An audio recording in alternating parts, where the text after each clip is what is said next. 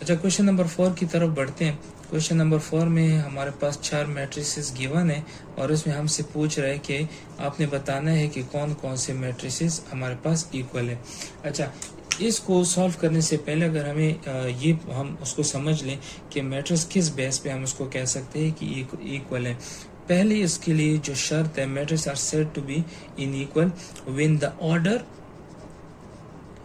Of matrices और same, जो उसका ऑर्डर होगा वो सेम होगा, मतलब इसकी जो रोज एंड कॉलम्स होंगे वो एक जैसे होने चाहिए। ठीक है।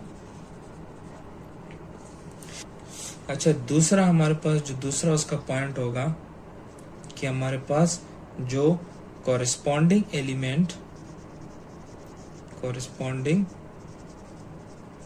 Elements are same. हमारे पास जिस जिस पोजीशन पर एलिमेंट्स होंगे, नंबर्स होंगे दोनों मैट्रिसेस में, वो हमारे पास सेम आनी चाहिए। पहले चारों मैट्रिक्स को हम लिख लेते हैं। ए हमारे पास गिवन है 2, 5, 1 एंड 3।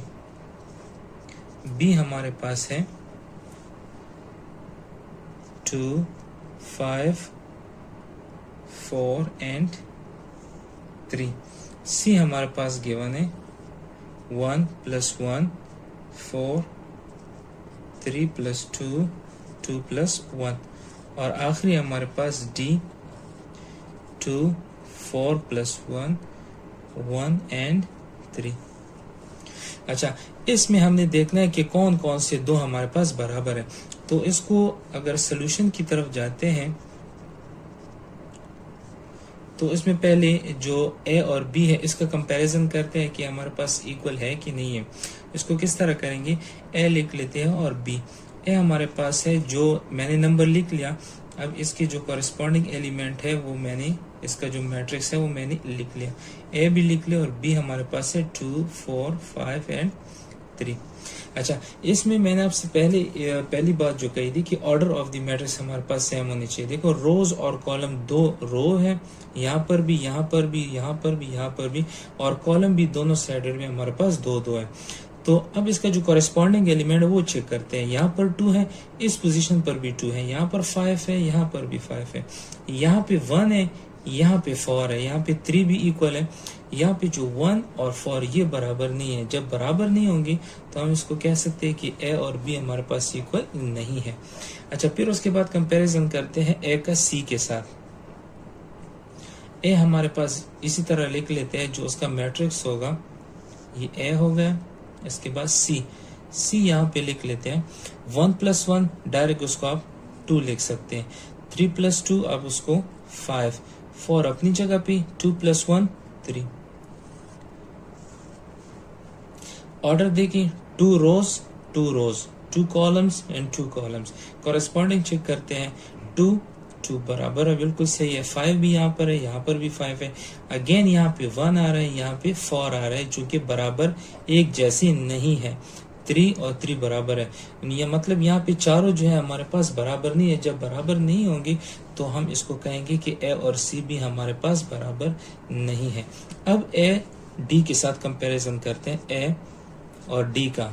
आया देखते हैं कि हमारे पास बराबर होंगे कि नहीं होंगे। 2, 5, 5, 1 एंड 3। D 2, 4 + 1 5, 1 and 3।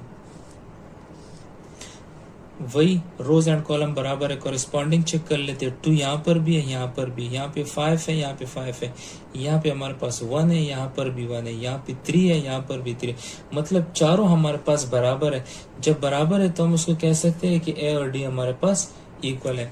अच्छा, ये तो हमें पता चल गया है कि ए और डी बराबर है।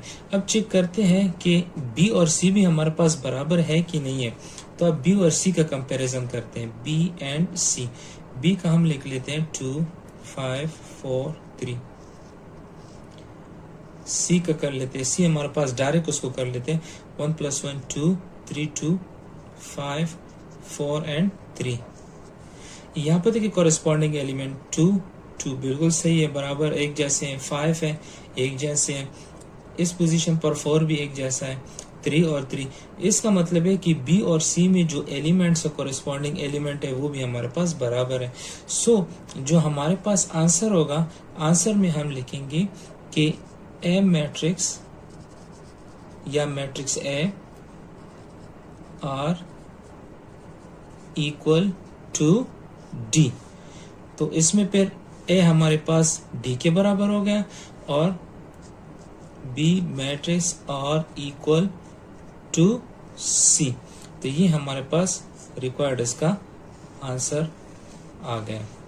अच्छा, क्वेश्चन 5 में हमारे पास दो मैट्रिक्स गिवन है ए और बी और हमसे मांग रहा है for what values of u v and डब्ल्यू, इनमें कौन सी वैल्यू हम पुट अप करेंगे कि हम ये कह सके कि ए हमारे पास बी के बराबर है। तो जिस तरह पिछले सवाल में मैंने आपसे कहा था, पिछले जो क्वेश्चंस में हमने कहा था कि हमारे पास इक्वल होने के लिए दो शर्तें हैं, एक ऑर्डर ऑफ द मैट्रिक्स और दूसरा जो कॉरेस्पॉन्डिंग एलिमेंट्स हमारे पास सेम आनी चाहिए।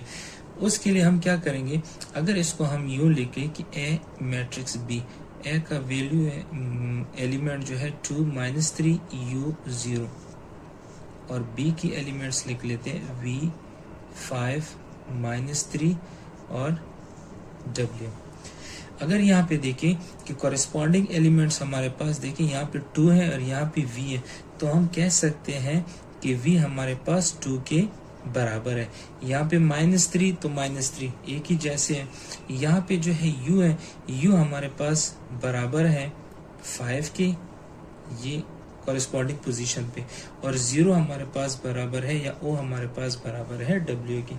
अब इसी वैल्यू को किसी भी मैट्रिक्स में आप पुट कर ले, पुट दीज वैल्यूज पुट करते हैं इन मैट्रिक्स बी। मैट्रिक्स बी करते हैं ए और बी दोबारा लिख लेते हैं।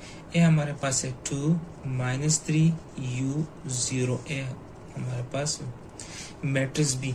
मैट्रिक्स बी में देखिए हमने कहा कि v हमारे पास 2 के बराबर है, तो यहाँ पे v की जगह हम लिखेंगे 2, -3 अपनी जगह पे है, उसको अपनी जगह पे लिखेंगे।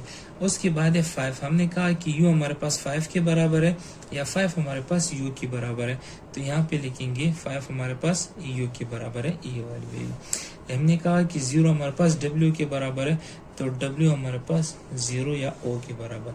तो यहाँ पे जो एलिमेंट्स होंगे, कॉरेस्पॉन्डिंग एलिमेंट्स होंगे, वो हमारे पास सेम होंगे। 2 2 -3 -3 u 0 0। तो हम कह सकते हैं कि हमारे पास u की जो वैल्यू है वो है 5, v जो है हमारे पास 2 और w 0।